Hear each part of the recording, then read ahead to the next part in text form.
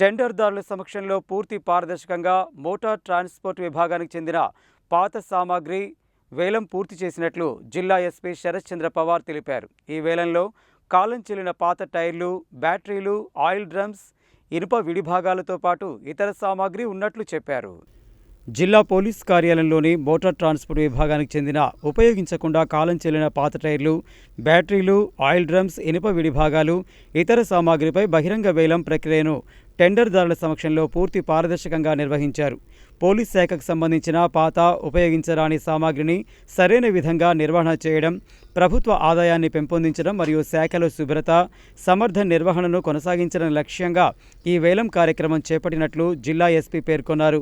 ఈ కార్యక్రమంలో additional SP Ramesh, SB DSP Mallareddy, AR DSP Srinivasulu, one town CI Rajasekhar Reddy, DCRB CI Srinu, motor transport officer Surappanaidu, welfare RI Santosh, ఇతర అధికారులు పాల్గొన్నారు.